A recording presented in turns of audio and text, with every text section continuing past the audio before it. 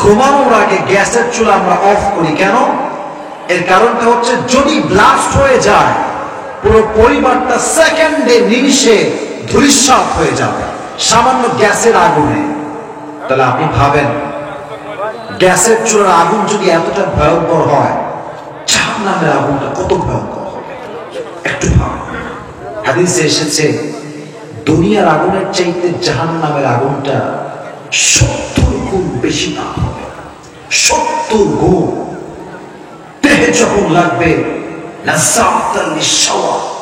দেহের চামড়াগুলো গলে গলে গোস্ত সহ পড়ে যাবে, মানুষগুলো চিৎকার করবে পাগলের মতো। আর যে ফেরেশতা আগুনে পোড়াবে তার কান থাকবে বধির, he will be blind, সে হবে অন্ধ, চোখে দেখবে না, কানে শুনবে না, আপনাকে বারবার আগুনে সে নিক্ষেপ করবে। 70 গুণ বেশি তাপ হবে। নবীজি সারা রাত নামাজ পড়তেন, নবীর পায়ের গোড়ালি ফুলে যেত। নবী আপনি এত নামাজ পড়ছেন, কোরআনে আল্লাহ বলেছেন লিয়াগফির লাকাল্লাহু মা তাওয়াদ্দা মিন যামবিকা ওয়া মা তাআখারা B, Allah has forgiven all the sins of your life, whatever it is, past অথবা future, সব গুনাহ আপনার মাফ। তাও আপনি এত নামাজ পড়েন। নবীজি বলছে আমি কি আফালা আকুনা আবদান শাকুরা, আমি কি আল্লাহর কাছে শুকরিয়া আদায় করব না? আমি কি জাহান্নামের আগুন থেকে মুক্তি চাইব না? নবীজি সব গুনাহ মাফ করা সত্ত্বেও নবীজি প্রতিদিন অসংখ্য অগণিত বার ইস্তিগফার পাঠ করতেন। সুবহানাল্লাহ। আপনি কয়বার করেছেন? যুবকরা কয়বার করে? যুবকদের দিনের 20 ঘন্টা যায় টিকটক আর ফেসবুক চালাইতে চালাইতে যায়। ডানের ভাইরা ঠিক বললেন না যে আপনারা কথা আমাকে বলতে হবে, ঠিক আছে কিনা? আর ফজরের নামাজের কথা তো বাদ দিলেন। কত যুবক যে আছে কতদিন যে ফজরের নামাজ জামাতে পড়ে নাই, ওকে জিজ্ঞেস করবেন ও বলতে পারবে না, ও বলতেই পারবে না। কারণ বলবে কেন? গত 3টা পর্যন্ত ওর গার্লফ্রেন্ডের সঙ্গে চ্যাটিং করে কুল পায় না। এই জিন্দেগির উপর লানত আল্লাহ। তোমার কাছে একজন মেয়ে দামি হয়ে গেল নামাজের চাইতে, এটা কি তুমি বুঝতে পারলো না? যেই মেয়ে তোমাকে আজকে আল্লাহ থেকে দূরে সরিয়েছে, মাথায় রাখবা সেই মেয়ে তোমাকে জাহান্নামের দ্বার প্রান্তে পৌঁছে দিয়েছে। 3টা 4টা পর্যন্ত প্রেম করে জীবন যৌবন শেষ। আর আমার কষ্ট লাগে কোন জায়গায় জানেন? যে প্রেম করলে তুই জাল লাগে, বিয়ে তো তারা করতে পারলি না। এত টাকলারে বিয়ে করে ছেঁকা দিয়ে ব্যয় করে দিল, এটা কোনো মানে হইল? প্রেম করলি ভাই একজনের সঙ্গে, বিয়ে হলো আর একটার লগে, এদিকে হ্যাঁ গাঁজা খাইয়ে কুল পায় না, ওদিকে মাইয়া সুখে আছে। এটা কেউ সহ্য করতে পারলো, এটা কিন্তু আমার সহ্য হয় না, ঠিক কিনা বল? মেয়েদেরকে দোষ দিচ্ছে না, ঠিক বেশি বলবো না, ধরো নিয়ে জায়গা মতো ঠিক কর না, আসলে ওরাই ঠিক বলতেছে। এটা মেয়েদের বিপক্ষে যাচ্ছে, বাট সব মেয়ে তো একরকম না। কিছু মেয়ে খালি টাকা ছাড়া কিছুই বোঝে না। এই কালকে একটা না আজকে গাড়িতে বসেছিলাম, দুপুরে কজন আসছিলাম। আপনার রাগ করলে আমি হাদিসই বলবো, এগুলো কথা আমি বলবো না। শুধু হাদিস বললেই হয় না, বাস্তবতাও ধরায় দেওয়া লাগে। একটা মেয়েকে দেখলাম, বয়স হচ্ছে 18, বিয়ে করেছে 42 বছরের আরো বেশি সিনিয়র টাকলা বুমিয়ারে বিয়ে করেছে। তো তাকে সাংবাদিক বলছে যে আপনি এই মুরব্বীকে, I mean he is like a father or he is like grandfather, তো আপনি কেন বিয়ে করলেন? তো মাইয়া ঘুরাইতেছে কথাবার্তা, ইয়ে তো দিল কি মোহাব্বত কি বাত হ্যায়, আমি তো মন থেকে ভালোবাসি ফিল করি, তাই বিয়ে করেছে। কিন্তু আমার মাথায় আছে no no, it's not a love, it's all about money fact, money money money. তুমি তো টাকা দেখে বিয়ে করেছো বোন, এগুলা তুমি না বললো আমরা ঠিকই বুঝি এগুলো, ঠিক আছে? অতএব মাথায় রেখো, টাকলা বুড়ার সঙ্গে বিয়ে করে টাকা পাবা, বাট মানসিক প্রশান্তি তুমি কখনোই খুঁজে পাবা না। যে মেয়েগুলো টাকার পাগল, আজকাল এদেরকে পরিপূর্ণ হেদায়াত দান করুন, সকলে পড়া আমিন। অতএব জাহান্নামের আগুনের তাপ হবে 70 গুণ বেশি দুনিয়ার আগুনের চাইতে। এটার থেকে বাঁচতে চাইলে ফজরের নামাজটা জামাতের সঙ্গে যুবক ভাইরা মুরব্বীরা পড়ার দরকার আছে না নাই? এবার আসুন 3 নাম্বার কনসেপ্টে আমরা যাই। মনোযোগ আপনাদের আছে সবাই? তাকবীর দেন সবাই মিলে, লিল্লাহি তাকবীর। এই যে আমি আগেই বলেছি দিনাজপুরের মাটিতে ওয়াজ করে শান্তি আলাদা। দেখছেন আধা ঘন্টা ওয়াজ করছি, একটা লোক ডান বাম হয় না। একটা বক্তা যখন দেখে আমার শ্রোতা এত বেশি অ্যাক্টিভ, সে যদি 1 ঘন্টা ওয়াজ করার কথা বলে, সে 1.5 ঘন্টা কখন ওয়াজ করে সে টেরই পায় না। ঠিক না বল? আমি এরকম শ্রোতা পেলে বড্ড ভালো লাগে, আর মনটা খুশিতে ভরে যায়। তো যেটা বলছিলাম 3 নাম্বার কনসেপ্ট, জাহান্নামের আগুনের ভয় সাহাবায়ে কেরামদের মাঝে কেমন ছিল এবং নবীদের মাঝে কেমন ছিল। আমি সাহাবায়ে কেরামদের কয়েকটা এক্সাম্পল দেব। বলেন তো ইসলামের প্রথম খলিফার নাম কি? আবু বকর রাদিয়াল্লাহু তাআলা আনহু। অনেকে হয়তো জানেন না অথবা ভুলে গেছেন, আমি আবার বলছি, এটা মাথায় বসায় নেন। প্রশ্ন করছি, জবাব দিবেন জাস্ট মুখস্থ রাখার জন্য। ইসলামের প্রথম খলিফার নাম কি? আবু বকর রাদিয়াল্লাহু তাআলা আনহু। ওনার মাঝে জাহান্নামের আগুনের ভয় কেমন ছিল আমি একটা ঘটনা বলছি, হাদিস থেকে একটা ঘটনা উল্লেখ করছি।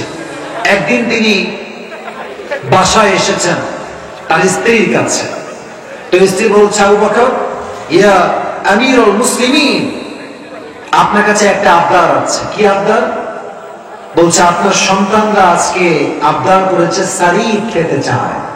সারিদ হচ্ছে আরব বিশ্বের the most expensive food in Arabic world। সবচেয়ে দামি খাবার আরবের হচ্ছে সারিদ। যেমন আমাদের দেশের দামি খাবারের নাম হচ্ছে গরুর গোশত। এত দাম আজকে বেড়েছে গরুর গোশতের যে মধ্যবিত্ত পরিবারের সন্তানরা মাসে একবার গরুর গোশত মুখ দেখতে পায় না। ঠিক না বল? সারিদ হচ্ছে সেই রকম দামি একটা খাবার। তো বলছে, আচ্ছা আমাদের দেশের প্রধানমন্ত্রীর নাম শেখ হাসিনা। উনি যদি বলে যে গোশত খাওয়ার টাকা আমার কাছে নাই, আপনি কি বিশ্বাস করবেন? উনি তো জাস্ট বাংলাদেশের একজন প্রধানমন্ত্রী, খলিফাতুল মুসলিমিন। এরকম বাংলাদেশের মতো কয়েকশো দেশের সেই প্রধানমন্ত্রী। টাকা পয়সা কম থাকার কথা না বেশি থাকার কথা? বেশি। লজিকলি বেশি থাকার কথা। আপনি কি বলছি একটু হাদিসের শব্দগুলো একটু মনোযোগ দেন। বলছে, বিবি নাই, আমি যে সারিদ খাওয়াবো তোমার ছেলেকে, টাকা নেই, টাকা নেই। বলছে, কি বললেন এটা? আপনার খাজানায় কোটি কোটি টাকা পড়ে আছে, আপনি যদি একটু নিয়ে খাওয়ান আপনার কি সমস্যা হবে? বলছে, অবশ্যই হবে। কেন? বলছে, জনগণের টাকা আমি মেরে খাবো আর জাহান্নামের আগুনে আল্লাহ আমাকে পুরাবে, এটা আমি চুল পরিমাণ কখনো বরদাস্ত করতে পারবো। খবরদার, মাফ চাই, দোয়া চাই, মাফও চাই, দোয়া চাই, যাও। ঠিক 1 মাস পরে একদিন তিনি বাসায় আসছেন, তার বউ একটা প্লেট নিয়ে আসছে। বলছে, ইয়া খলিফাতুল মুসলিমিন, এই না আপনার জন্য আমি সারিদ রান্না করে নিয়ে আসছি। বলছে, আরে সারিদ তুমি কই পালা? আমি তোমাকে টাকা পয়সা কিছু দেই না, তুমি কোথা থেকে নিয়ে আসলে এইটা? বলছে, হে আমার স্বামী, আপনি যে প্রত্যেক মাসে আমাকে মান্থলি একটা হাত খরচের টাকা দেন, ওইটা বাঁচিয়ে বাঁচিয়ে আজকে আমি আমার সন্তানের আবদার পূরণ করবার জন্য সামান্য কিছু সারিদ বাজার থেকে ক্রয় করে নিয়ে আসছি। উনি প্লেটটা নিলেন, নিয়ে কয়েক চামচ মুখে নিয়ে খেলেন। খেয়ে সোজা সংসদে গেলেন। সমস্ত মজলিসের সুরার সদস্যবৃন্দ সবাইকে ডাকলেন, এমপি, মন্ত্রী, মেয়র, নেতা, পুলিশ সব ডেকেছেন এক জায়গায়। বলছে, আজকে একটা ঘোষণা দিতে চাই। কি ঘোষণা? তোমরা আমাকে যে স্যালারি দাও প্রত্যেক মাসে রাষ্ট্রের পক্ষ থেকে, ওইটা আজ থেকে কমায় দাও। স্বৈরাচারে কমাবো কেন? ঠিকঠাকই তো আছে। বলছে, না না, কমায় দাও। কেন? কারণ প্রমাণ হয়ে গিয়েছে এর চাইতে কম বেতন পেলেও আমি আবু বকরের সংসারটা আল্লাহ চালাই দিবে। তোমরা আমাকে এত বেশি বেতন দাও যে আমার ওয়াইফ প্রত্যেক মাসের হাত খরচ বাঁচিয়ে সারিদ কিনেছে। এটা প্রমাণ করেছে আমার মাসের টাকা কিছু বেশি হয়ে যায়, বলে সে সারিদ কেমনে কিনলো? হকের পক্ষে আওয়াজ তুলেছে। ঠিক কিনা? যুবক ভাইরা, তোমরা তো খুব আবেগী, তোমাদেরকে আমি খুব ভালো করেই চিনি। তোমরা যে কি জিনিস সেটা যে বোঝে নাই, কিছুই বোঝে নাই। তোমরা খুবই আবেগী। যখনই একজনকে নিয়ে খুব মারামারি হবে, ছেলে পেলে ধুমাইয়া গালি দিবে, আবার যখনই একটু ভালো কাজ করে দিবে, ওয়াহ ইয়ার ইয়ে তো জান্নাত সে আর ভাগ করা আয়েঙ্গে। সব ভুলে যায় আমরা, অতীত ভবিষ্যৎ সব ভুলে যাই। মাথায় রাখবেন, যে ফিল্ডের মানুষ এটাকে মাইন্ডে নেবেন, and don't take it negatively and just take it seriously। খারাপ ভাবে না নিয়ে সিরিয়াসলি ভাবেন। যে ফিল্ডের মানুষ তাকে সেই ফিল্ডে মানায়, অন্য ফিল্ডে মানায় না। মিয়া তুমি প্রফেশন তোমার একটা, তুমি ওইটা সামলাবো না, দেশ সামলাবো। আর তোমাকে জনগণ ভোট দিয়েছে কেন? আবেগ কাজ করছে, বিবেক কাজ করে না। বাসটা খাবে পরে, এখন বাস খাবে না, পরে বাস খাবে। মাথায় রাখবেন, আমি প্রোগ্রাম করি পুরো দেশে। আজকে দিনাজপুর, কালকে যাব বগুড়া, আর একদিন যাব কক্সবাজার, আর একদিন যাব নোয়াখালী। পুরো দেশ আমি জার্নি করছি। একদিনও বাসায় থাকতে পারি না ঠিকঠাক মতো। যদি আমার কেউ যদি রাজশাহী থাকে না থাকে, আমি রাজশাহীর এমপি মারাই দিলাম, রাজশাহীর ধস নামতে 1 মাসও লাগবে না। কথা ঠিক আছে কিনা যুবক ভাইরা বলেন? তা আমি কাজ করি এক ফিল্ডে, তুমি আমার এমপি বানায় দিলা, কি যে বাস খাবা, একটু ওয়েট করো। আমি এটা বলছি, আপনাকে মাইন্ড করবেন আমি জানি, বাট আমার কথা হচ্ছে এটা আমার লাল সবুজের পতাকা, এটা আমি ডাক্তার হাতে দিতে পারবো না। ঠিক কিনা বলার জন্য এই জন্য মাথায় রাখবেন, দেশের টাকা মেরে খাবেন, জাহান্নামের আগুনকে একটু ভয় করবেন, একটু ভয় করবেন। এবার আসে আরেকটা ছোট্ট হাদিস শোনাই, ওমর ফারুকের হাদিস। একদিন তিনি জুমার পূর্বে আমরা মেম্বারে দাঁড়িয়ে কি দেই? এত আস্তে বললেন আপনারা, কি দেই আমরা বলেন? খুতবা দেই। আচ্ছা, আমার দিকে একটু তাকান তো সবাই, ডানে বামে সবাই তাকান। এটা যে আমি পরে আছি, এটা কি পাঞ্জাবি না জুব্বা? মাশাআল্লাহ, রাইট আনসার, জুব্বা। পাঞ্জাবি দেখবেন শর্ট গুলো হয় এই হাঁটুর উপরে, আর লং গুলো হয় হাঁটুর একটু নিচে, বেশি লং কিন্তু হয় না। আর জুব্বা দেখবেন একদম টাকলু বরাবর আসে, একদম নিচ পর্যন্ত জুব্বা যায়। কেন বললাম? হাদিস বললে বুঝবেন যে কেন এই ব্যাখ্যাটা দিলাম। খুতবা দিচ্ছেন, হঠাৎ করে একজন দাঁড়িয়ে গিয়েছে মুসল্লির মাঝখান থেকে, ডাক দিয়ে বলছে, এ ওমর, এ ওমর, তোমার জুব্বা তো লম্বা কেন? কি হলো, তুমি কি রাষ্ট্রের টাকা মেরে খেয়েছো? নাউজুবিল্লাহ পড়বেন। আমি হাদিস যখন বলি, ওয়াজ মাহফিলে মাঝে মাঝে বলা হয়, ওয়াজ করতে গেলে আমি ভাবি যে এই কথা কাকে বলছে? অর্ধ জাহানের খলিফা, প্রাইম মিনিস্টার। আর রিয়াকশন কি? একটা মুস্কি হাসি।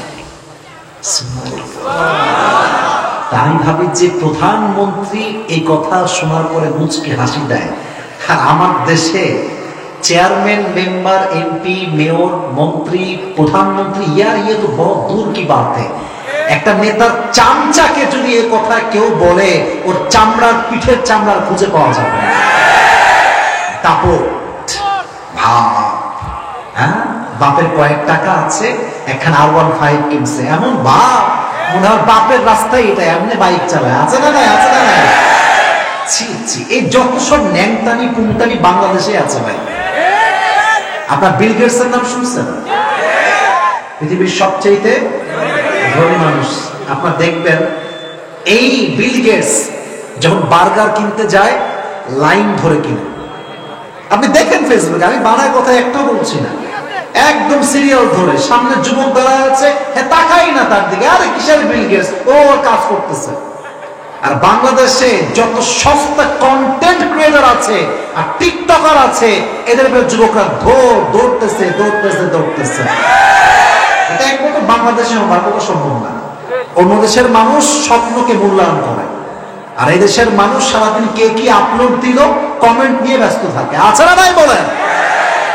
কে কারে বিয়ে করলো, কে কারে কিলাইলো ধইরা, এই নে বাংলা।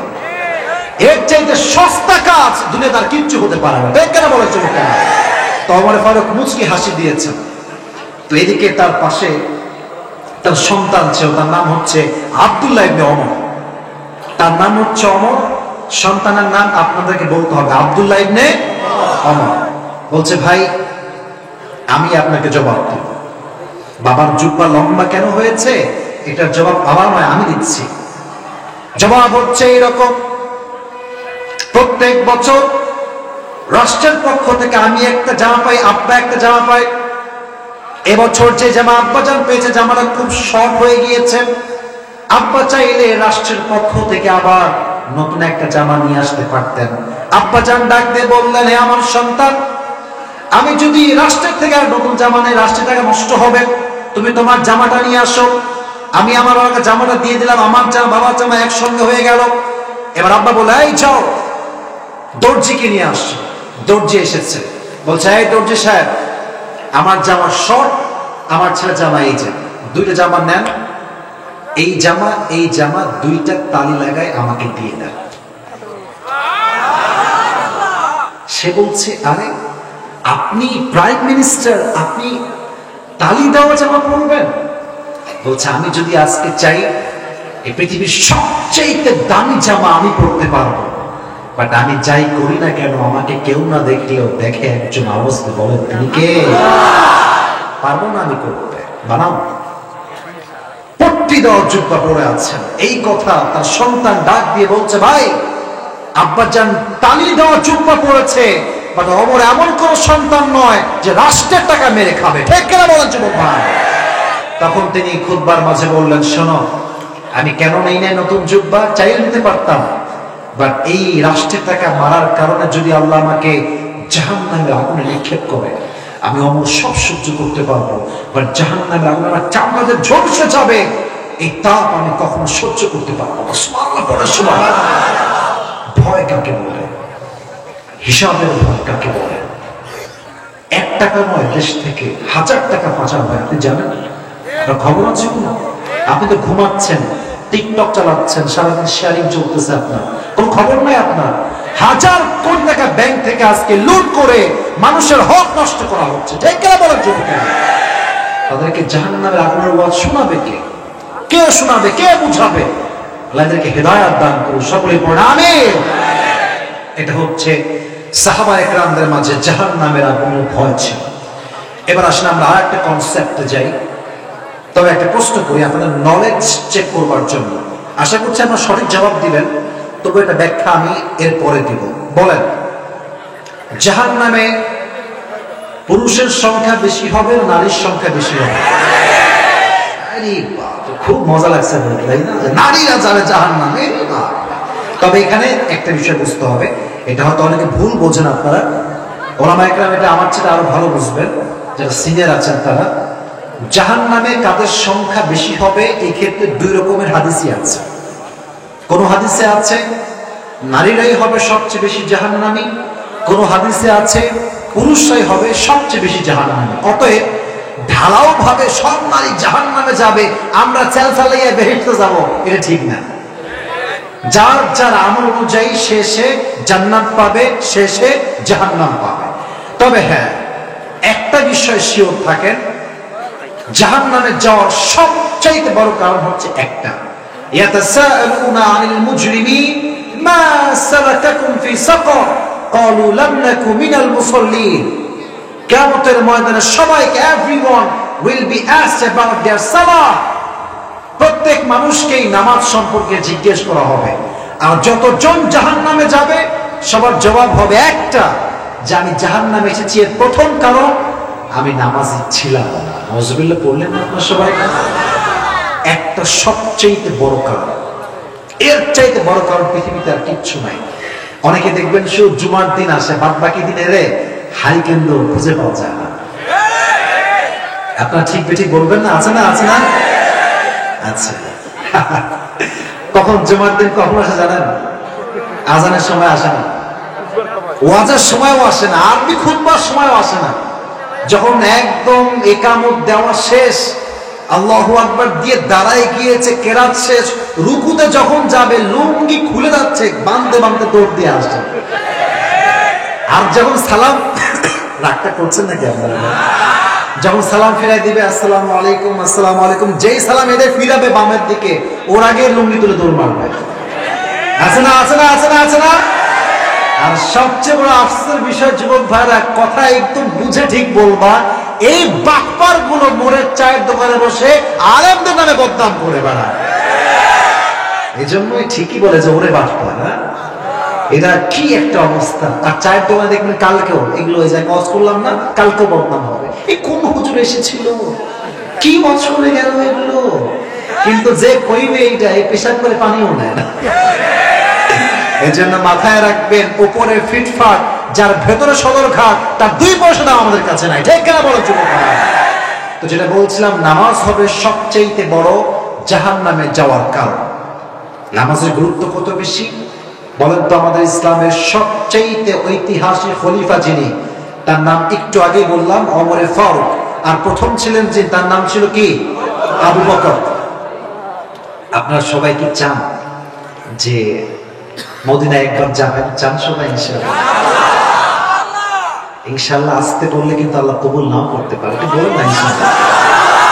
আপনি একটা হাদিস শোনায় আপনাকে, বান্দা যখন মন থেকে কিছু চায় আর বলে যে এটা আমি পূরণ করব ইনশাআল্লাহ, আল্লাহ বলছে ও নিয়ত করেছে ঠিক আছে, বাট ও যে ইনশাআল্লাহ বলে আমার দিকে ইচ্ছাটা ফিরাই দিল, আমি আল্লাহ ওর ইচ্ছা কবুল করে নিলাম।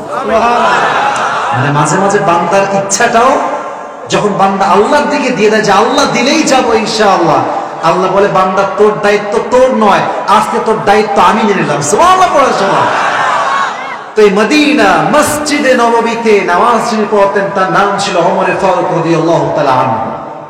একদিন তিনি বসে আছেন, একজন অগ্নি উপাসক আসছে, আগুনের পূজা করে, এসে বলছে ওমর, আমার যিনি মালিক আছে তিনি আমার কাছে প্রত্যেক দিন 6 দিরহাম চার্জ করে, আমি একজন গোলাম, এটা দেওয়া খুব কষ্টকর হয়ে যায়, তুমি একটু কমায় দাও আমার জন্য।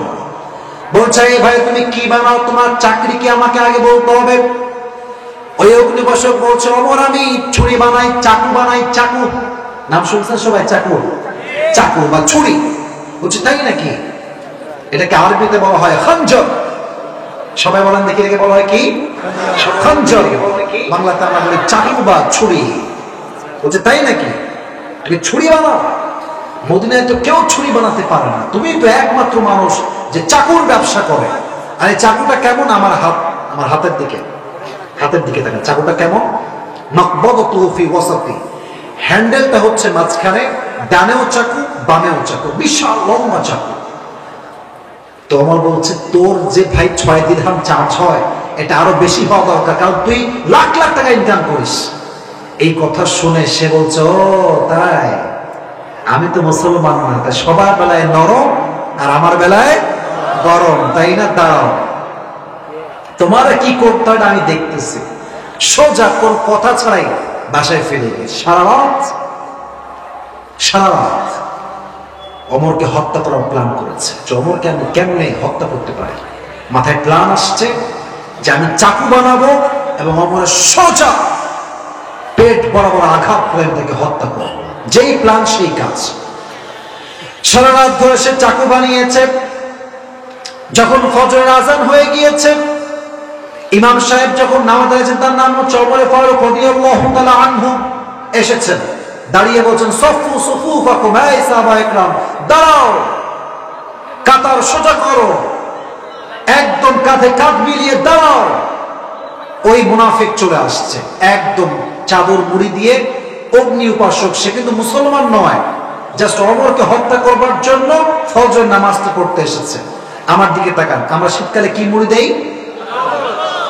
দিনাজপুরের বিরলের ভাই বলেন কি মুড়ি দেই? চাদর। সে চাদর দিয়েছে কেমনে? চাদর আমার নাই, থাকলে বলে দাও। চাদরটা এমনি ঢেকে, যেমন মেয়েরা মেকআপ পরে না, মেকআপ দেখবেন যে এই নাক বরাবর মেকআপটা উঠে, আর মেকআপের এটা এই কপাল পর্যন্ত, ভুর পর্যন্ত আসে। ওই উপরে চাদর দিয়েছে, নামাই দিয়েছে এই পর্যন্ত, আর এই চাদরটা ঠিক নাক বরাবর দিয়ে ঘুরাই দিয়েছে। ওরে যে চেনে সেও চিনবে না। প্রথম কাতারে দাঁড়িয়ে গিয়েছে একদম।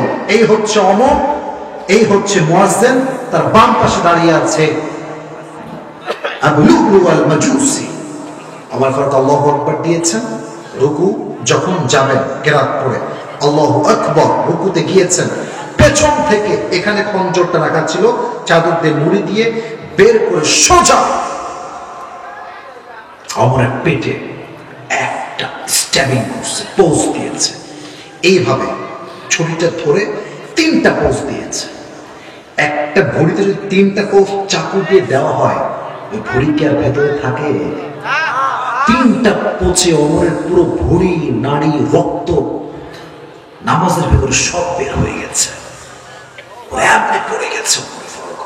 চিৎকার দিয়ে বলছে, কাতালানি আল কালব, আমাকে একটা কুকুর হত্যা করেছে, আমাকে বাঁচাও, আমাকে একটা কুকুর মেরে ফেলেছে, অকাল হয়ে গিয়েছে।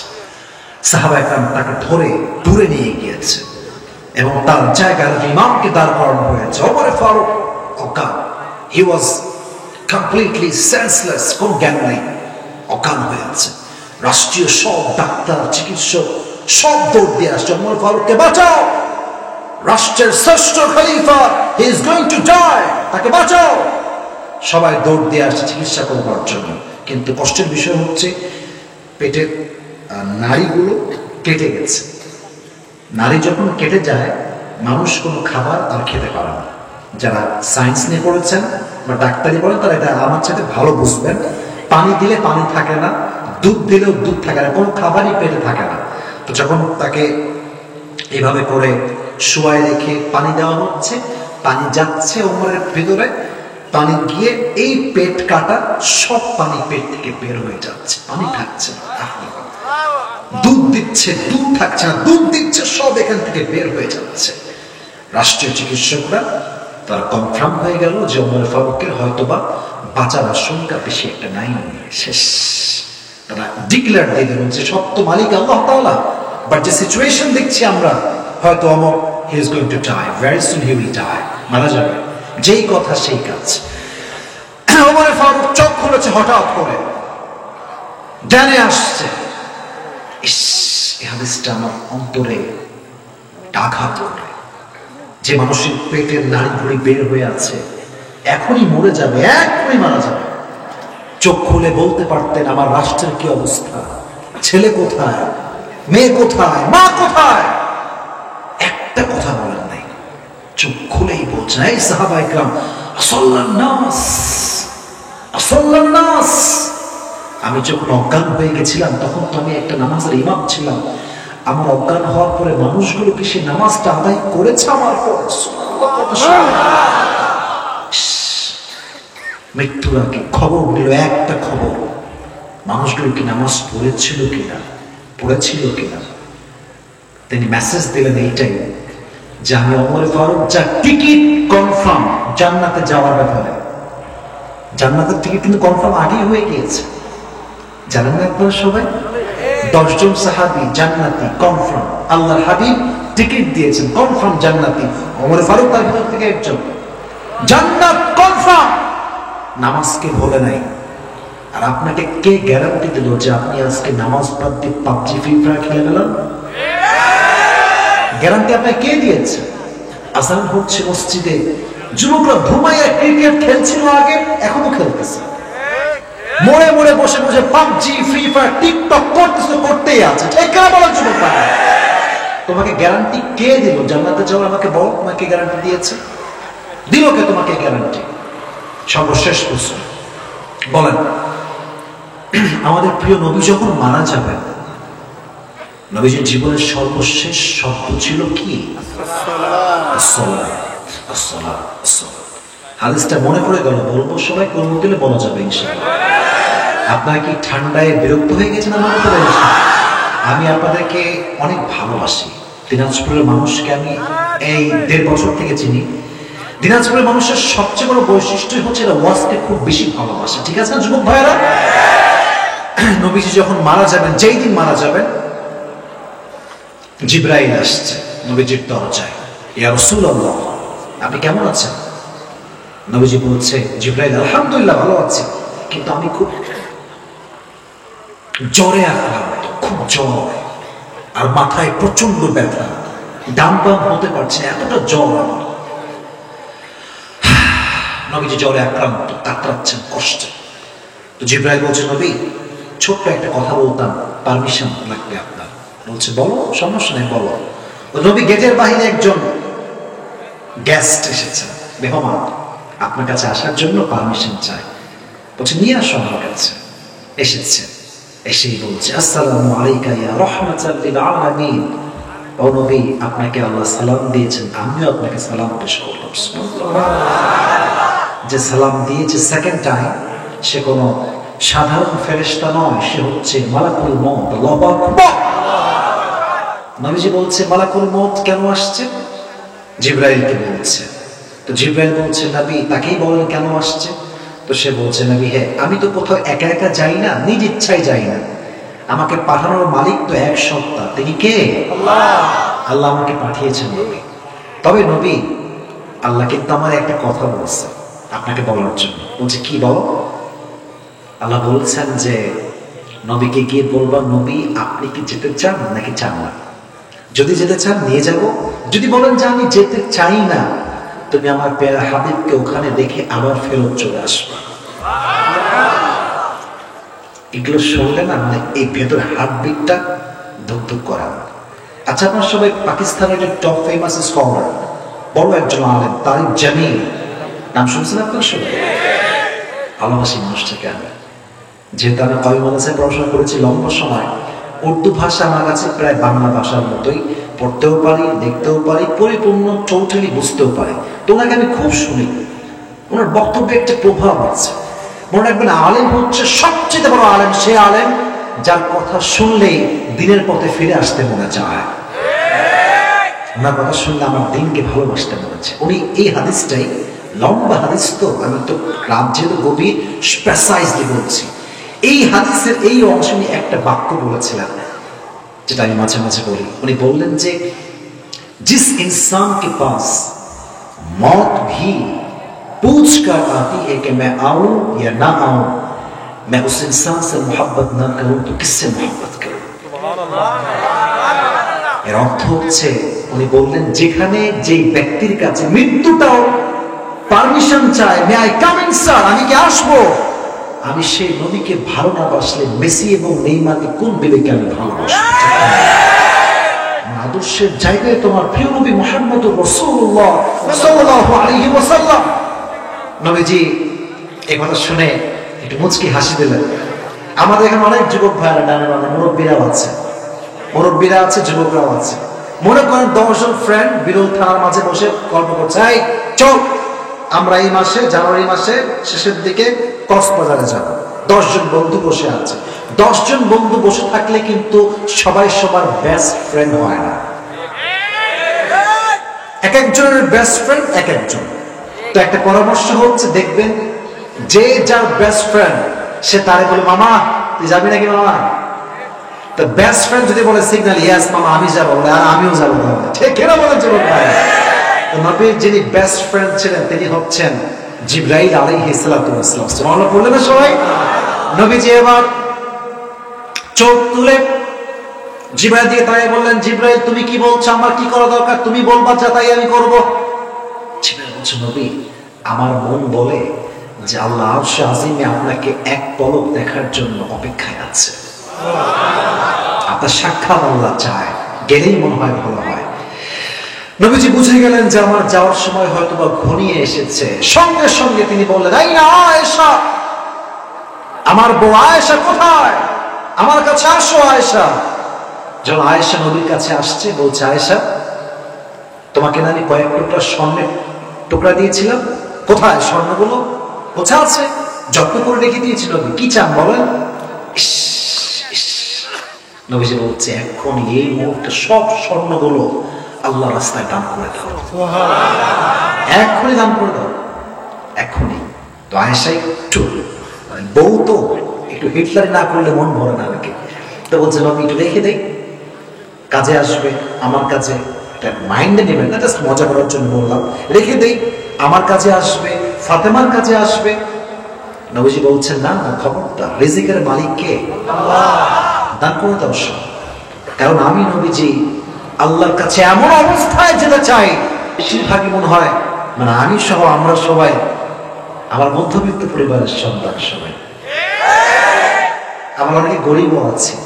তো আফসোস করবেন না ভাই, একটা ছোট্ট হাদিস বলি, গরিব যারা হবে, অর্থ সম্পদ যাদের কম হবে, কিয়ামতের দিন এদের হিসাব সহজ হবে। করতে হবে তো মনে করেন, কিয়ামতের দিন একজন মুরব্বীকে ডাকা হবে, মুরব্বী তো না, সবাই তো যুবক হয়ে যাবে, যে মুরব্বী দুনিয়াতে ছিল তাকে ডাকা হবে, বলবে আপনার হিসাব না হবে, এদিকে আসেন, এদিকে আসেন, হিসাব না হবে আপনার। সে খেপে যাবে, কিসের হিসাব? যার টাকাই ছিল তার হিসাব কিসের? ঠিক না বল জীবন ভাই, বাস্তব কথা। আরেকটা হাদিসে আসছে গরিবরা বড়লোকের চাইতে 500 বছর আগে জান্নাতে প্রবেশ করে। আরেকটা হাদিস, এটা অথেন্টিক, এই হাদিসে কোনো ভেজাল নাই, মানে কোনো দুই কথা নাই। এই হাদিসটা হচ্ছে এরকম, নবীজি যখন জান্নাতে প্রবেশ করবেন, নবীজি গরিব উম্মতদেরকে সাথে নিয়ে জান্নাতে প্রবেশ করবেন। তার মানে কি বড়লোকরা সব জাহান্নামী? তা না, তা না। বড়লোক যে তার কথায় আমানতদার, ইমানদার, ব্যবসায় সৎ, মিথ্যা কথা বলে নাই, সব ব্যবসা করেছে, সেও নবীর সঙ্গে জান্নাতে একসঙ্গে প্রবেশ করবে। সুবহানাল্লাহ পড়ে শোনো। নবীজি বললেন সব দান করে দাও, কিচ্ছু লাগবে না আমার। যখন দান করা হয়ে গেল, জিবরাইল বলছে নবী এবার কি আপনার কাজটা করা যাবে? জিবরাইল বলছে নবী এবার কি রূহ কবজ করবে? বলল করো রূহ কবজ। যখনই রূহ কবজ করা শুরু হবে, সর্বশেষ নবীজি বললেন আসসালাত আসসালাত আসসালাত ওয়া মা মালাকাত আইমানুকুম। দুইটা মেসেজ উম্মতের খবরটা, জীবনে যাই হয়ে যায়, সুনামি আসুক, সমস্ত সম্পত্তি শেষ হয়ে যায়, সম্মান শেষ হয়ে যায়, বাড়ি ঘর ডুবে যাক নদীর ভিতরে, খবরদার যাই হয়ে যায়, তোমরা আল্লাহর দেওয়া এই বিধান নামাজটাকে ছেড়ে দিও না। দুই নাম্বার কাজ তোমরা করবে, কখনো তোমরা তোমাদের যে দাস আছে, তোমাদের সাথে কাজ করে, তোমার আন্ডারে জব করে, তোমার বাসার কাজের বুয়া, কাজের ছেলে, খারাপ ব্যবহার করো না। খারাপ ব্যবহার যদি না করো, তোমাকে আমি নিজেই জান্নাতের জামিন দিব। সুবহানাল্লাহ পড়েন সবাই। তার নবীর জীবনের সর্বশেষ কথাও ছিল নামাজ, নামাজ, নামাজ। অতএব যেই নেতা নামাজ পড়ে না, সেই নেতা নেতা হওয়ার যোগ্যতা রাখে না। যেই হুজুর নামাজ পড়ে না, সেই হুজুর ওয়াজ মাহফিলে বসে ওয়াজ করার কোনো যোগ্যতা রাখে না। এবং যেই মুসল্লিরা 5 ওয়াক্ত নামাজ মসজিদে পড়ে না, তাদের কোনো অধিকার নাই ইমামের বিরুদ্ধে তু শব্দ করবা। ঠিক কেনা বলেন যুবক ভাইরা? মাথায় রাখবেন নামাজ নাই। আচ্ছা, আপনার সবাই মিজানুর রহমান আজহারের নাম শুনছেন না? আচ্ছা, সবাই জানেন যে নাম শুনছেন। আমি এটা এমনি নর্মালি বললাম একটা কথা বলার জন্য। ওনার একজন নানা ছিলেন, তার নাম ছিল হচ্ছে গোলাম সরওয়ার সাইদি হুজুর। গোলাম সরওয়ার সাইদি হুজুর মারা গেছেন, আল্লাহ ওনাকে জান্নাত নসিব করুন। আমিন। করোনা ভাইরাসের সময় ওনার একটা বক্তব্য খুব বেশি ভাইরাল ছিল। ওনার একটা বাক্য আমি বলছি, সব বলবো না। উনি বলেছিলেন নামাজ নাই যার, ইমান নাই তার। নামাজ নাই যার, মুসলমান পরিচয় দেওয়ার অধিকার নাই তার। ঠিক কেনা বলেন যুবকেরা? নামাজ লাগবে। জাহান্নাম থেকে বাঁচতে চাইলে নামাজ লাগবে। যে নামাজি হবে, একটা আয়াত বলছি, যে নামাজি হবে এবং ধৈর্যশীল হবে, ইন্নামা ইউওয়াফাস সাবিরুনা আজরাহুম বিগাইরি হিসাব। কিয়ামতের দিন তাকে বিনা হিসাবে জান্নাতে প্রবেশ করাবে। এজন্য আজ থেকে সবাই ওয়াজ, কিন্তু এখন আমি পুরো কনসেপ্ট ক্লিয়ার করব, তবে একটা ওয়াদা করতে হবে, না আজকের ওয়াজটা সম্পূর্ণ হবে না। সবাই একটু মেহেরবানি করে রেজ ইউর হ্যান্ড, হাতটা তুলেন, একটু হাতটা তুলেন। আগে বলেন তো, শেষ ভালো যার। আমাদের শেষটা সত্যি খুব অসাধারণ হবে ইনশাআল্লাহ আজকে। সবাই আমার সঙ্গে ওয়াদা, হাত রাখেন, হাত রাখেন। সবাই একটা আগে কাশি দেন। এবার আমি যা বলবো, ডানে বামে সামনে, আপনিও সবাই বলবেন। বলেন সবাই হুজুর। এই আওয়াজ আমি খুশি হইতে পারলাম না। বলেন সবাই হুজুর। আমরা ওয়াদা করছি আজ থেকে 5 ওয়াক্ত নামাজ বা জামাত, জোরে বলতে হবে বাবুরা, চালাকি করা যাবে না যুবকেরা। বলেন বা জামাত আদায় করব। জোরে সরে বলেন ইনশাআল্লাহ। প্রত্যেকটা যুবককে, মুরব্বীকে, মা বোনকে 5 ওয়াক্ত নামাজি হয়ে জীবন যাপন করার তৌফিক দান করুন। এবার আসেন, ফুল ওয়াজটা আপনাকে আমি শুরু থেকে নিয়ে ভূমিকা সহ বলছি, খুবই অল্প সময়। মানিব্যাগটা বের করে না বলবে যে হুজুর মনে হয় হুদায় লোক দেখাচ্ছেন। আর খবরদার, লাল চাদর বাবা কাহা যা হে হো তোমার, খবরদার। আচ্ছা, ও যাবো মানে ওয়াশরুমে যাওয়া লাগবে। যাই হোক, 1 নাম্বার 2 নাম্বার, 1 2 ঠিক আছে, বাট আমার শ্রোতা যা ছিল 100 ভাগের 99 ভাগে আমার শ্রোতা এখন পর্যন্ত বসে বসে ওয়াজ শুনেছে। ঠিক কেনা বলেছে? This is the power of Dinajpur. এটা দিনাজপুরের মাটির ভালোবাসা, শক্তি। এবং আমি যখনই আসবো দিনাজপুরে, আরে মন খুলে বাহাদুরের মতো আসবো, কারণ আমি ইসলাম প্রেমিক মানুষদের কাছে যাচ্ছি। ঠিক কিনা বলেন যুবক? এখন আমি ওয়াজটা একদম আপনাকে ব্যাখ্যা সহ পয়েন্ট আকারে বলছি, একটু ধরে নেবেন ওয়াজগুলো। যে পারবেন তার জন্য আজকে পুরস্কার থাকবে ইনশাআল্লাহ। এবার আসেন, আজকে ওয়াজের মূল সেন্ট্রাল থিম বা সাবজেক্ট ম্যাটার, মূল আলোচ্য বিষয় কি ছিল? জাহান্নাম। বলেন কি ছিল? জাহান্নাম। এটা হচ্ছে মূল আলোচনার বিষয়বস্তু। চারটা বিষয় আমরা ধাপে ধাপে কথা বলেছি। প্রথম, জাহান্নামটা কেমন হবে, কয়েকটা আয়াত বলেছিলাম, আপনাকে ফুল মাথায় রাখতে হবে না, দুই একটা ট্রান্সলেশন মাথায় রাখলেই হবে। বলেছিলাম ইন্না জাহান্নামা কানাত মিরসাদা, the hellfire will be like a boat. boat, জাহান্নাম হবে একটা বিশাল বড় ঘাটির মতো। যারা নামাজি ছিল না, সুদখোর, ঘুষখোর, এদেরকে জাহান্নামে জায়গা দিবে একজন, তিনি কে? আল্লাহ। আরো বলেছিলাম জাহান্নামে যারা যাবে তারা যুগের পরে যুগ জাহান্নামে বসবাস করবে এবং জাহান্নামীদের খাবার থাকবে না। আর যে পানি দেওয়া হবে এটা হবে রক্ত এবং পুজের পানি। নাউজুবিল্লাহ পড়লেন না আপনারা সবাই? এটা ছিল জাহান্নামের একটা basic knowledge about the hellfire, that how will be the hellfire look like, জাহান্নামটা কেমন হবে, এটা বেসিক আইডিয়া আল্লাহ সূরা নাবা এর ভিতরে দিয়েছে। 30 পারার 1 নম্বর পৃষ্ঠা। সূরার নাম হচ্ছে সূরাতুন নাবা। সূরাটার নাম কি বলেন? নাবা। এটা গেল প্রথম সাবজেক্ট, প্রথম কনসেপ্ট। 2 নম্বরে ছিল জাহান্নামের আগুনের শাস্তি। এটা জাহান্নামের আগুনটা যে হবে, এই আগুনটা কেমন হবে? কালো রং হবে। মারহাবা আপনারা সবাই। তবে হাদিসটা শুধু কালো বললে কিন্তু শেষ হবে না, ঠিক আছে? হাদিসের 3টা স্টেপ আছে।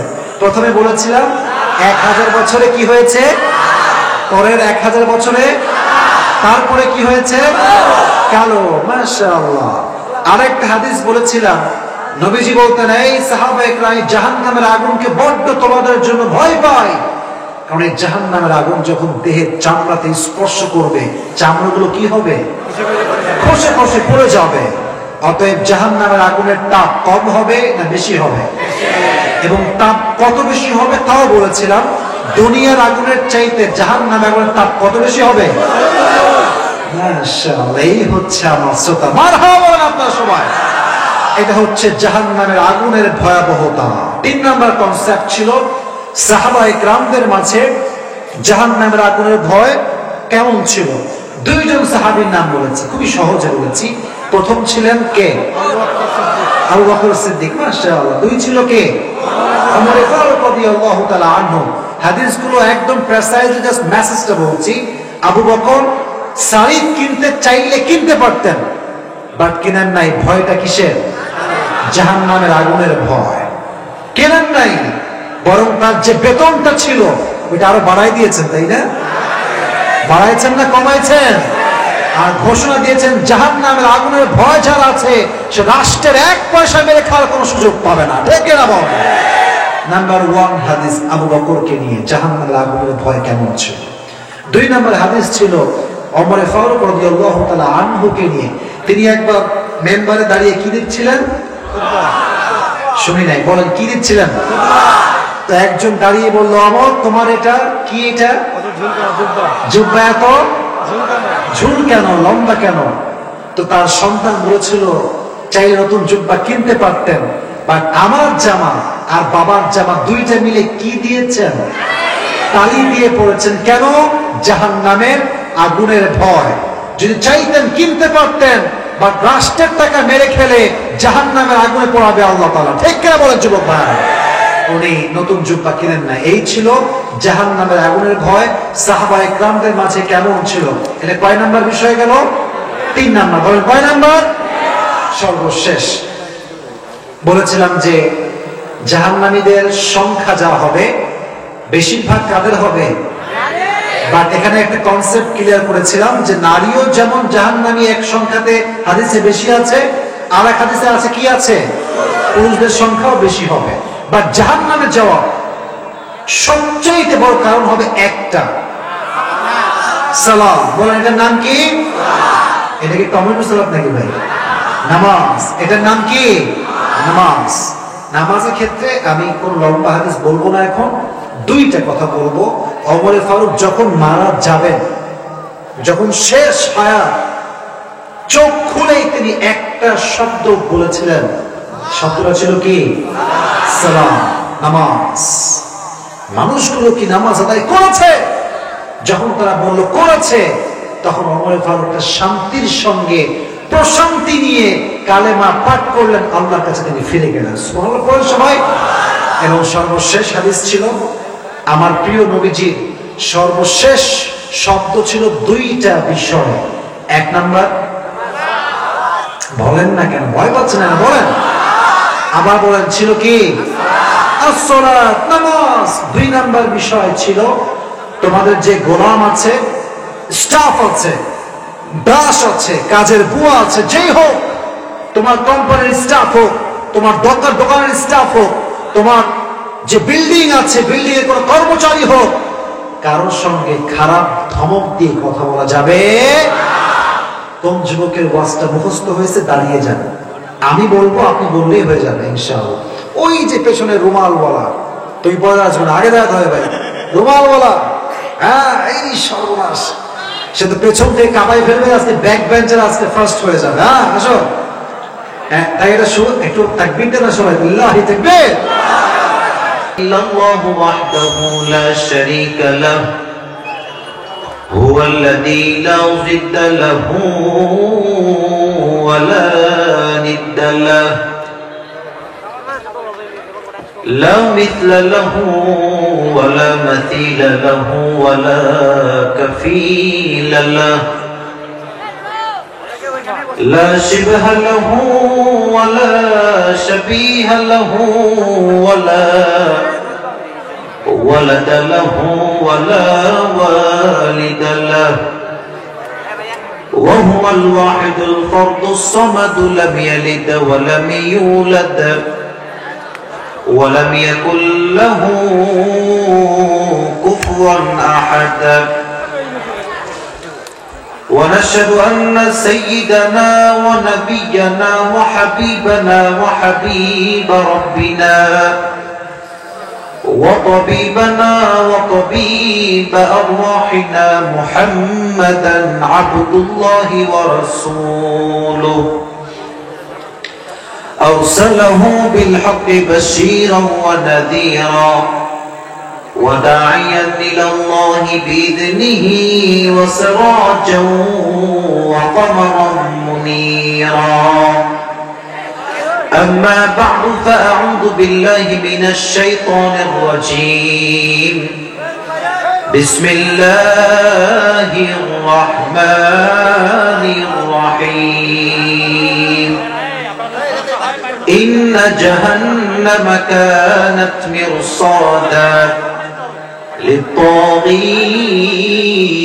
للطاغين مآبا لابثين فيها أحقابا لا يذوقون فيها بردا ولا شرابا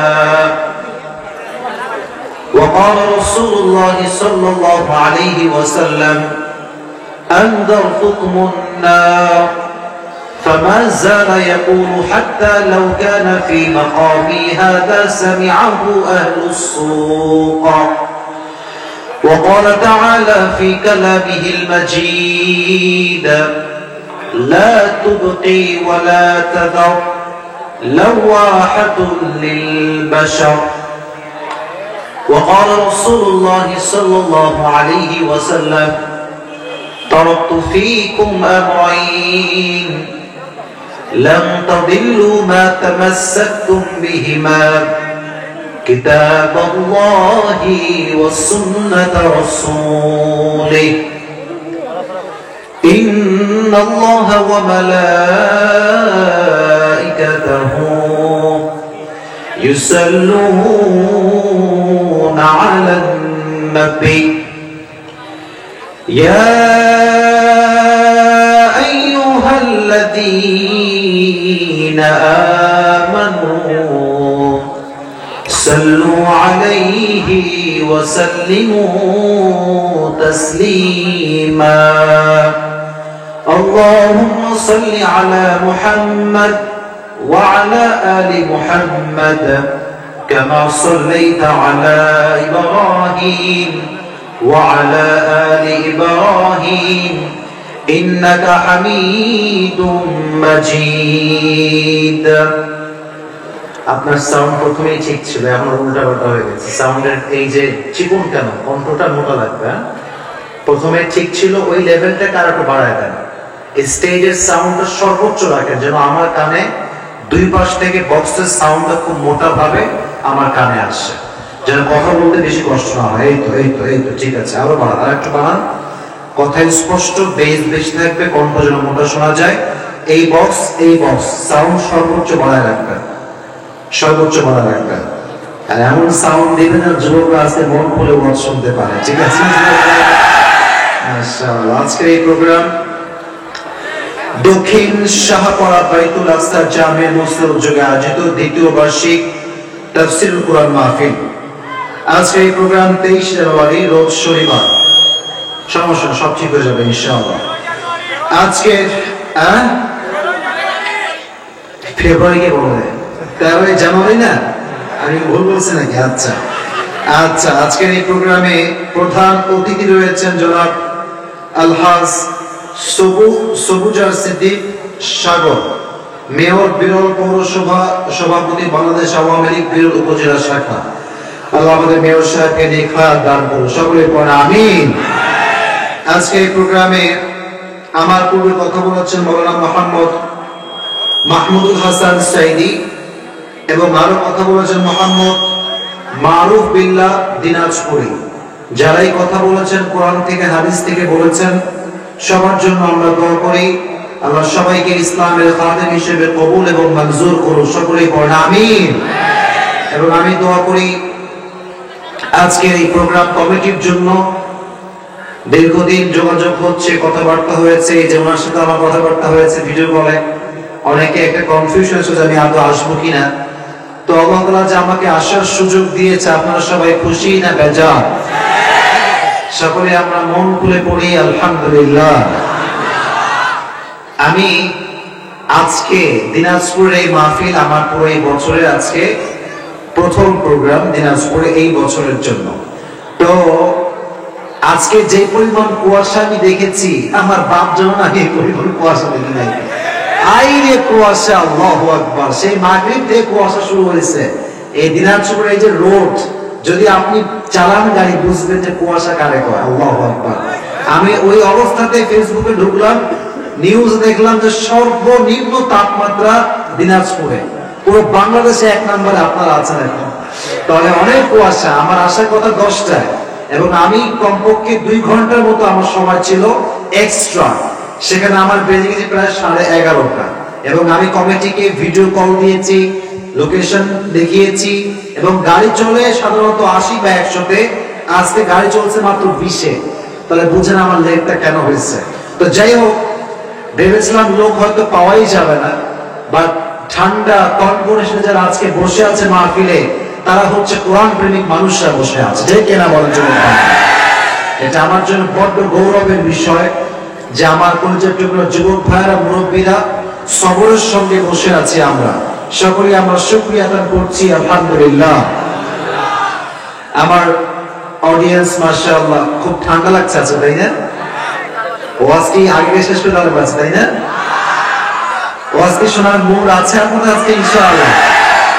দিনাজপুরে আমি, আচ্ছা আমার একটা কথা, কিছু কিছু কথা আমার ভাইরাল আছে যেগুলো ফেসবুকে, তার গত বছরের সবচেয়ে বেশি একটা আলোচনা, বেশি ভাইরাল, আমি বলবো না কোনটা, কারণ দিনাজপুরের মাটিতে হয়েছিল।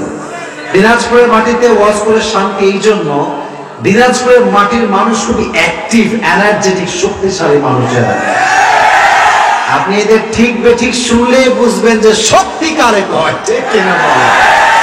এখানে ওয়াজ করে খুব শান্তি পাওয়া যায়, যুবকদের একটা রেসপন্স ভালো থাকে এবং সবচেয়ে বড় পজিটিভ হচ্ছে কমিটির অলওয়েজ পজিটিভ থাকে, কোনো প্রেসার ক্রিয়েট করে না, কোনো বাজে ব্যবহার করে না। তো আমি দিনাজপুরের মানুষের জন্য দোয়া করি আল্লাহ সবাইকে ইসলামের জন্য অমরের মতো সৈনিক হিসেবে কবুল করুন। সকলে পড়ে আমিন। আচ্ছা, আপনাদের থানার নাম কি? এটার নাম কি? থানার নামটা বিরল থানা। আচ্ছা, মাশাআল্লাহ।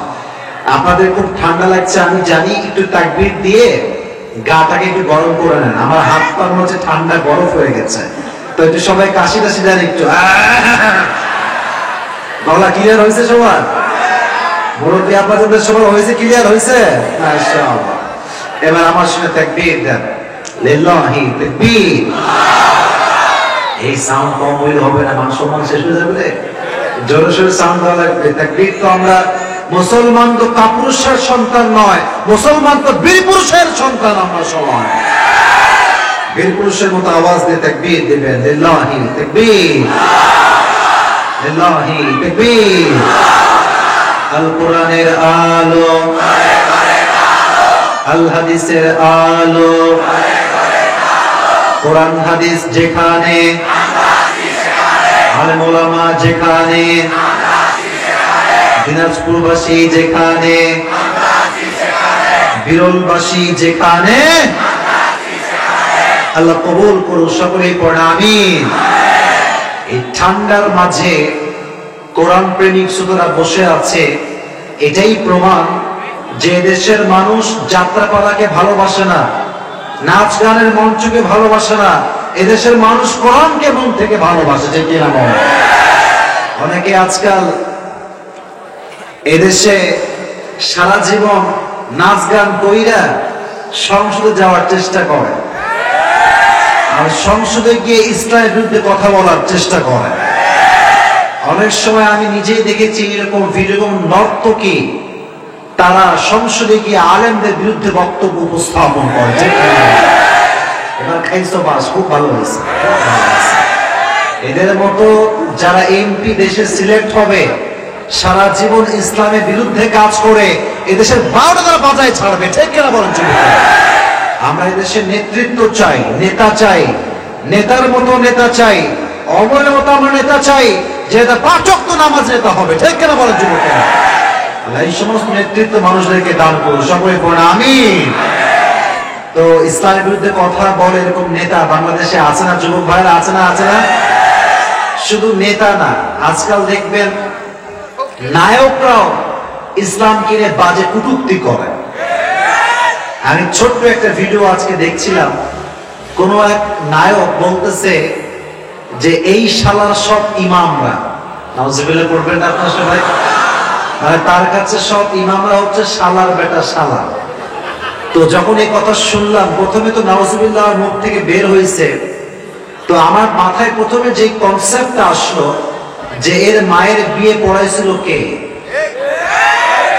এ যখন মরবে এর জানাজা দিবে কে?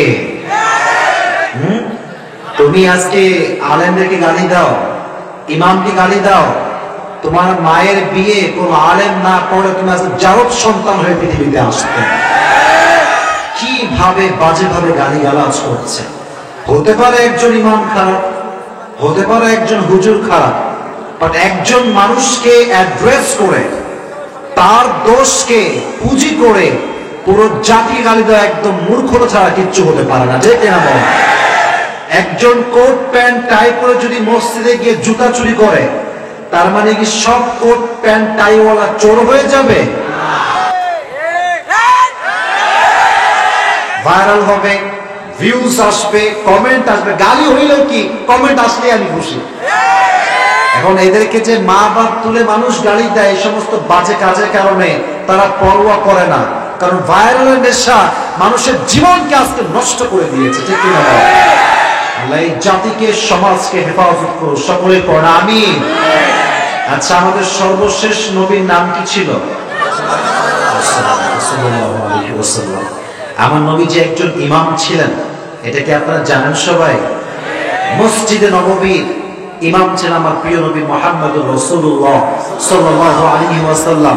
যারা ইমামকে গালি দেয়, যারা হুজুরকে গালি দেয়, তারা হুজুরকে নয়, তারা আমার প্রিয় নবীকে গালি দেয়। ঠিক কিনা বলেন যুবক ভাই? এই সমস্ত যারা ইসলামকে কটাক্ষ করে, ইমামদের গালি দেয়, এদের বিরুদ্ধে আমাদের কথাই স্পষ্ট। এদেশের 90% মানুষ ইসলামকে ফলো করে, অতএব আলেম দিয়ে কটাক্ষ করলে এটা মুসলমান ঘরের সন্তান বরদাস্ত করতে পারবে না, ঠিক কিনা? আল্লাহ এদেরকে পরিপূর্ণ হেদায়েত দান করুন, সকলেই মন খুলে পড়েন আমিন। এবং যত ফিতনা আমাদের এই দেশে আছে, সমস্ত ফিতনার থেকে এই জাতিকে আল্লাহ তাআলা মুক্ত করে ইসলামের সুশীতল ছায়া এসে আমল করার তৌফিক দান করুন, সকলেই পড়েন আমিন। তো আমি একটু আমার কে কথা বলবেন না, আমি কিন্তু ওয়াজ এখন শুরু করবো। আমি জানি যেহেতু রাত গভীর আর ঠান্ডা অনেক বেশি, আমি প্রথমে আমার তাফসীর থেকেই কথা শুরু করে দেবো ইনশাআল্লাহ। আমি কোনো লম্বা সময় অন্যদিকে আজকে কাটাবো না। ছোট্ট একটা প্রশ্ন করি, আজকে কি মা বোনেরা আসছে নাকি? মানে আলাদা জায়গা আছে? কোন সাইডে আছে? এই সাইডে আছে? আমি তো জানি না, আমি সত্যি জানি না। মা বোনদের জায়গা, অনেক জায়গা আছে। আচ্ছা ঠিক আছে, মা বোনদের জন্য আমরা দোয়া করি। আল্লাহ প্রত্যেকটা মা বোনকে, এবার মুরব্বী আব্বা যারা আছেন মাশাআল্লাহ মাশাআল্লাহ, ভালো লাগলো। আমার মা বোনদেরকে আল্লাহ খাদিজার চরিত্রবান হওয়ার তৌফিক দান করুন আমিন। এটা চিত্রার মতো আমি করলে কিন্তু আমি ওয়াজ করতে পারবো না, জোরে সোরে পড়ে আমিন। আরে যুবক ভাইয়েরা, মেয়েরা ঠিক হলেই তো আমরা ঠিক হয়ে যাব। আজকাল যত যুবকদের চরিত্র নষ্ট হয়েছে, তার আশীর্বাদ নষ্ট হয়েছে, নষ্ট মেয়ের কারণেই নষ্ট হয়েছে। এবং তাই বলে সব মেয়ে খারাপ, ইটস নট লাইক দ্যাট। সব মেয়ে খারাপ নয়। যেই মেয়েগুলো জিন্সের প্যান্ট এবং টি শার্ট পরে রাস্তাঘাটে বের হয়, আমি বারবার বলি তার বাজে পোশাকের কারণে তার চরিত্র নষ্ট হয় তা নয়, রাস্তার সমস্ত যুবকদের চোখ নষ্ট হয়, ঈমান নষ্ট হয়ে যায়। তবে আমার বোনেরা মাশাআল্লাহ আজকাল অনেক ভালো হয়ে গিয়েছে। অনেকে বোরকা পরে, বা বোরকা পরলেও সমস্যা, বোরকা পরেও টিকটক করে, কই যাব? হ্যাঁ, বোরকা পরে কি টিকটক? এই বোরকা পরলে মনে হবে ইয়ার তো আমি জান্নাত সে ভাগ কর আই হ্যায়। কিন্তু এমন এমন ডায়লগ মারে টিকটকের ভিডিওগুলোতে, মাঝে মাঝে ফেসবুকে রিলস আছে না, আমরা তো ওগুলো চালাতে পারি না, রিলসে আমি দেখি মাঝে মাঝে এগুলো ভিডিও আসে। আমি বলি কি রে, এই বোরকার দাম কোথায় যে বোরকা পরে আপনি টিকটকে নাচ গান করে বেড়াবেন? দেখে বলেন যুবক ভাই। তো আল্লাহ আমাদের প্রত্যেকটা মা বোনকে পরিপূর্ণ পর্দাশীল হওয়ার তৌফিক দান করুন, সকলেই পড়েন আমিন। এবং যেই মায়েরা বোনরা আজকে এসেছে, প্রত্যেকটা মা বোনকে আল্লাহ তাআলা মা ফাতেমার চরিত্রবান হওয়ার তৌফিক দান করুন, সকলেই পড়েন আমিন। আসুন আমরা তাফসীরে ঢুকে যাই। তাফসীরের মূল বক্তব্যে আমরা যাওয়ার চেষ্টা করি। একটা সত্য কথা বলি, আমি কিন্তু দুপুরে খাইছি, তারপরে কিন্তু কোনো ভাত দানা পানি আমার মুখে যায় নাই। মাঝখানে জাস্ট একটু চানাচুর খাইছিলাম, গাড়িতে ছিল, আর পানি খাইছি। পুরো পেট আমার ফাঁকা। প্রায় 8 ঘন্টার জার্নি, পেটে কিন্তু আহামরি কিছু নাই। অতএব কথায় যদি কোনো ভুল হয়, ভ্রান্তি হয়, ফল্ট হয়, আমাকে মাফ করবেন। এবং আমি যতটুকু বিশ্বাস রাখি আপনাদের উপরে, যে আপনারা যখন আমাকে কোনো কথার জবাব দিবেন, আপনার বিড়ালের মতো দিবেন না, সিংহের বাচ্চার মতো গর্জন দিয়ে আমাকে জবাব দিবেন। আল্লাহ আমাদের সবাইকে সে তৌফিক দান করুন আমিন। আর শুরুতে একটা অ্যানাউন্সমেন্ট দিচ্ছি যে আমার তাফসীরের কনসেপ্ট, কথা বলে কে রে, কে? খুব মজা, তাই না কথা বলতে? খবরদার, এটাই লাস্ট ওয়ার্নিং। এরপরে কথা বললে দিনাজপুরের মানুষকে ছাড় দিয়ে কথা বলবে না, ঠিক না? পুরো বছরে নিয়ে একদিন আসছে বিরল থানায়, তুমি যদি ডিস্টার্ব করো হইলই না। আমরা আজকে কলিজার থেকে মন ভরে ওয়াজ শুনে বাসায় যাবো, রাজি আছেন তো ইনশাআল্লাহ? যে আমার ওয়াজটা শুনবেন, পয়েন্ট আকারে ওয়াজ করবো তো, যে আমার পয়েন্ট গুলো শুনে লাস্টে গিয়ে মানি ব্যাগটা আনছে কিনা চেক করবেন। হ্যাঁ, মানি ব্যাগ আছে, আছে আছে। মারহাবা বলবেন না আপনারা সবাই? মানি ব্যাগ থেকে আজকে পুরস্কার দিব ইনশাআল্লাহ। বাট মুরব্বীদেরকেও বলো, মুরব্বীরা আপনারাও ওয়াজটা শুনবেন। পুরস্কারের ক্ষেত্রে কোনো দল মত নাই, যে পারবে তার জন্য পুরস্কার। রাজি আছেন তো ইনশাআল্লাহ? তাহলে মনোযোগ থাকবে, আজকে আলোচনাতে থাকবে থাকবে। আসুন আমরা ওয়াজটা শুরু করি। সূরাতুন নাবা 30 নম্বর পারা থেকে আমি আজকে কিছু আয়াত তেলাওয়াত করেছি। এখান থেকেই তাফসীর হবে, এখান থেকে মূল আলোচনা আজকে হবে ইনশাআল্লাহ। Today inshallah we will talk about the hellfire. We will talk about the Jahannam. How will be the hellfire and what will be the punishment of hellfire?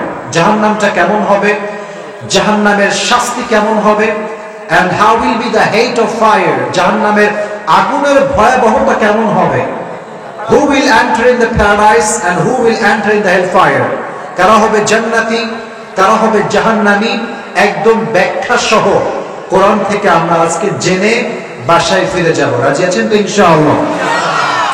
সূরাতুন নাবা 30 নম্বর পারা। জাহান্নামটা কেমন হবে আল্লাহ একটা বেসিক আইডিয়া দিচ্ছেন, প্রাথমিক ধারণা। আল্লাহ বলছেন ইন্না জাহান্নামা কানাত মিরসাদা, the hellfire is like a boat. এই জাহান্নামটা হচ্ছে বিশাল বড় একটা ঘাটির মতো। লিতাগিয়া মাআবা, Allah says in this ayah, for the transgressors a place of return. জাহান্নামটা হচ্ছে যারা জিনাকার, বদকার, গুনাহগার তাদের জন্য থাকার একটা ঠিকানা। কতদিন থাকবে আল্লাহ তাও বলছেন, লাবিথিনা ফিহা আহকাবা, the people of hellfire they will live there for age, যুগের পরে যুগ জাহান্নামীরা জাহান্নামে বসবাস করবে। তাদের খাবার কি হবে? লা ইয়াযুকুনা ফিহা বারদা ওয়ালা শারাবা, they will have no food to eat and they will have no water to take, খাওয়ার জন্য কোনো খাবার থাকবে না, খাদ্য থাকবে না। আর যদি পানি তারা পান করে ইল্লা হামিমা ওয়া গাসাকা, এটা হবে রক্ত এবং গলিত পুঁজ, তাদের পানি পান করার জন্য দেওয়া হবে না। নাউযুবিল্লাহ বললেন না তো সবাই? এটা হচ্ছে জাহান্নামের একটা বেসিক আইডিয়ার আয়াত। এবার আসেন second concept, how will be the hate of fire, জাহান্নামের আগুনের তাপ কেমন হবে। যদিও বলে দিলাম তাও আবার প্রশ্ন করছি, জাহান্নামে সবচেয়ে মানুষকে শাস্তি দেওয়া হবে যে বস্তুর দ্বারা, বুঝে থাকলে বলেন তার নামটা কি? আগুন। সবাই বলেন নাই তো আপনারা? এটাও সবাই বলেন না, বলেন সবাই কি হবে সেটা? আগুন হবে। আচ্ছা, এই যে আমরা সবাই বসে আছি ঠান্ডায়, কনকনে শীতে আমরা কাঁপছি, যদি চুলার মাঝে আপনি বসেন, পাশে আগুন জ্বলছে দাও দাও করে, তাপ লাগলে আপনার কি ঠান্ডাটা আর লাগবে? দুনিয়ার আগুনের তাপ এতটা বেশি যে আশেপাশে বসলেও তার তাপে ঠান্ডা দূর হয়ে যায়। জাহান্নামের আগুন কেমন হবে আমি আপনাকে কিছু বেসিক হাদিস শোনাচ্ছি। এই জাহান্নামের আগুনকে আল্লাহ তাআলা 1000 বছর জ্বালিয়েছেন, ফলে এই আগুনটা লাল হয়ে গিয়েছে। তিরমিজির হাদিস, আবার আল্লাহ তাআলা এই আগুনকে 1000 বছর জ্বালিয়েছেন, ফলে তা সাদা হয়ে গিয়েছে। এরপরে আল্লাহ তাআলা আবার এই জাহান্নামের আগুনকে 1000 বছর জ্বালিয়েছেন, ফলে তা কালো হয়ে গিয়েছে। এখন যে জাহান্নামের আগুনটা আছে জাহান্নামে, এটার কালারটা রেড নয়, এটার কালারটা হোয়াইট নয়, এটার কালারটা হচ্ছে ব্ল্যাক কালার, কালো বর্ণের রং হচ্ছে জাহান্নামের আগুন। নাউযুবিল্লাহ পড়বেন না আপনারা সবাই? তাহলে হাদিসের কনসেপ্ট মাথায় রাখবেন, কয় হাজার বছর মোট? এটা কিন্তু পুরস্কার পাওয়ার সময় বলতে হবে, বলেন কয় হাজার বছর? প্রথমবারে এর রং হয়েছে লাল, দ্বিতীয়বার হয়েছে এবং সর্বশেষ 3 নম্বরে এর রং হয়েছে কি কালার? কালো কালার। আর একটা হাদিস শোনাই, এটা বড্ড ভয়ঙ্কর, বড্ড ভয়ঙ্কর। নবীজি বলছেন, أنذرتكم النار فما زال يقول حتى لو كان في مقام هذا سمعه أهل السوق। নবীজি বলছেন, এই সাহাবায়ে কেরাম শোনো, তোমাদেরকে দেখলে আমি জাহান্নামের আগুনকে বড্ড বড্ড স্মরণ করি। যদি তোমরা কখনো কোনো অন্যায় করো, এমন এক জাহান্নামের আগুনে তোমাদেরকে নিক্ষেপ করা হবে, লাওয়াহাতুল লিল বাশর, যখনই কোনো মানুষের গায়ে জাহান্নামের আগুন স্পর্শ করবে, সঙ্গে সঙ্গে তার প্রত্যেকটা চামড়া খসে খসে খসে খসে পড়ে যাবে। লা তুবকি ওয়ালা তাদা, the fire of hell will not leave them alive nor will it leave them dead, না মারবে না বাঁচাবে, আপনি মরবেনও না, আপনি বাঁচতেও পারবেন না, আপনি জ্বলে পুড়ে ছারখার হয়ে যাবেন। এবার নাস্তিকরা মুসলমানদের ব্রেইন ওয়াশ করে, বলে এই কিরে তোরা বলিস যে আগুনে পরিস্থিতি কেমন করে হবে, বলেন তো আসলে এই প্রশ্ন আছে না নাই? এত আস্তে বললেন কেন আপনারা? বলেন না, প্রশ্ন আছে না নাই? আছে না নাই? কোরআনে আল্লাহ জবাব দিয়েছেন, আল্লাহ বলছেন কুল্লামা নাদিজাত জুলুদুহুম বাদদালনাহুম জুলুদান গায়রাহা লিয়াযুকুল আযাব। যখনই কোন বান্দা দেহের চামড়া জাহান্নামের আগুনে পুড়ে যাবে, সঙ্গে সঙ্গে আল্লাহ তাকে আবার নতুন চামড়া লাগাই দিবে। কোন সুবহানাল্লাহ। যখনই আপনার চামড়া পুড়ে গেছে, Allah will change your skin again, and until the day of judgment Allah will punish you like this. যেমন ভাবে আপনি আগে ছিলেন, আল্লাহ বারবার আপনাকে রূপ দিবেন, চামড়া দিবেন, দেহ দিবেন, কিয়ামত পর্যন্ত আল্লাহ আপনাকে এইভাবেই শাস্তি দিবেন। নাউজুবিল্লাহ বলেন না সবাই। এখন নাস্তিকদের কথায় আমরা কান দিব না।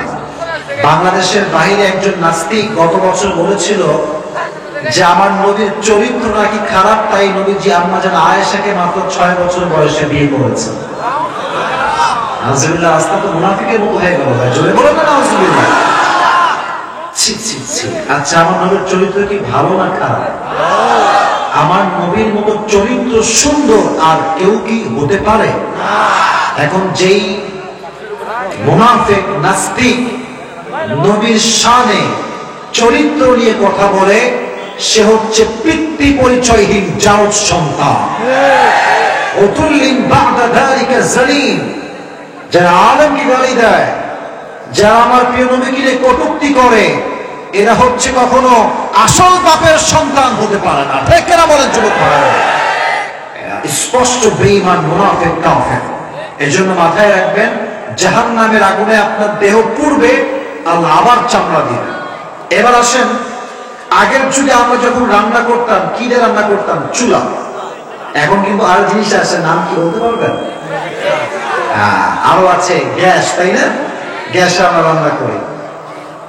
আমি বারবার এখান থেকে একবার সাউন্ড পাইছি, কিন্তু কিছু বলি নাই। আমি কিন্তু আর সাউন্ড শুনতে চাই না বাম দিক থেকে। ডানের ভাইয়েরা মাশাআল্লাহ, তারা খুব ভালো।